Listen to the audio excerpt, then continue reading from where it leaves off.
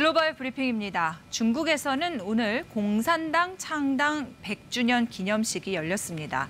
시진핑 중국 국가주석이 참석한 대규모 자축 행사가 열렸는데요. 중국은 권력이 공산당에 집중돼 있는 만큼 이번 행사의 메시지에도 관심이 쏠렸습니다. 베이징 조성원 특파원 연결돼 있는데요. 네, 우선 오늘 행사 천안문 광장에 무려 7만 명이 운집했다고 하는데 모두 마스크를 벗고 참석했다고요?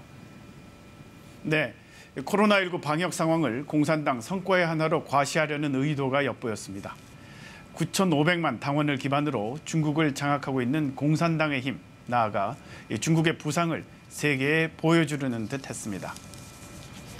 천안문 광장 상공에 헬기 부대가 공산당 100주년을 상징하는 숫자 100을 그렸습니다.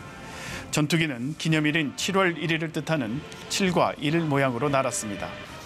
공산당 총서기를 겸하는 시진핑 국가주석과 후진타오 전 주석 등 전현직 중국 지도부가 천안문 망루에 올랐습니다.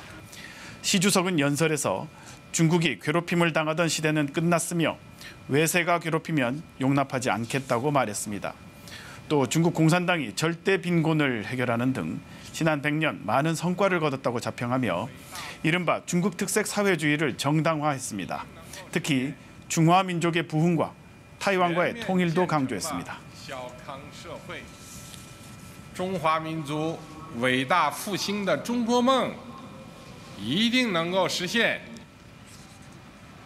네, 이번 공산당 창당 100주년 행사는 시진핑 주석 장기 집권의 발판이 될 거다 이런 관측이 많았었는데 실제로 어땠습니까? 연초부터 중국 관영 매체가 시 주석의 일거수일투족을 전하며 분위기를 주도했습니다. 축하 공연에서도 상징적 장면이 있었습니다. 배경 화면에 마오쩌둥을 시작으로 역대 지도자들이 등장합니다. 마지막 시진핑 현 주석이 보이자 압도적인 박수와 함성이 터집니다.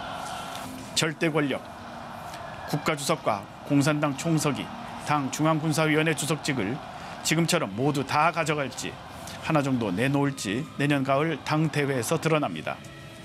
연임 제한, 후계자 선정 등 권력 승계의 공식들은 깨지고 있습니다. 사회적으로는 애국주의가 거세지만 빈부격차 속에 계층 상승을 포기하는 젊은 층, 탕핑 세대가 회자됩니다. 네, 요즘 중국은 또 다른 나라들하고의 관계도 좋지가 않잖아요. 네, 신장 위구르 인권, 홍콩 민주주의, 타이완 문제 등이 주요 이슈입니다. 중국의 태도도 변했습니다. 조용히 힘을 기른다는 도광양회, 평화롭게 강해진다는 이 화평 굴기에서 이젠 대국 굴기라며 갈등도 마다치 않습니다. 늑대 전사 외교란 말도 나옵니다. 중국에 대한 주요 국가들의 최근 여론조사 결과를 보면 긍정적 시각이 평균 30%에도 미치지 못했습니다.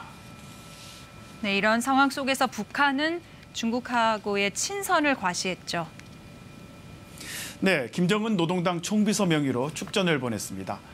전투적 우위, 혈연적 유대라는 말로 북중 친선을 강조했습니다. 특히 중국에 대한 국제사회의 압박을 원색적인 말로 비난했습니다.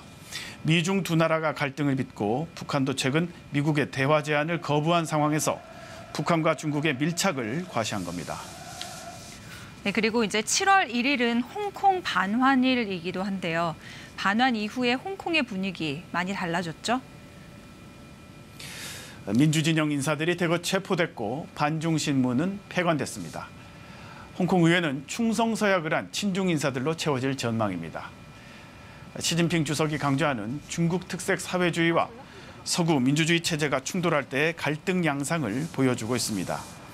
중국의 세계관과 미국을 주축으로 하는 기존 세계 질서가 과연 평화롭게 공존할 수 있을지 어려운 과제가 되고 있습니다.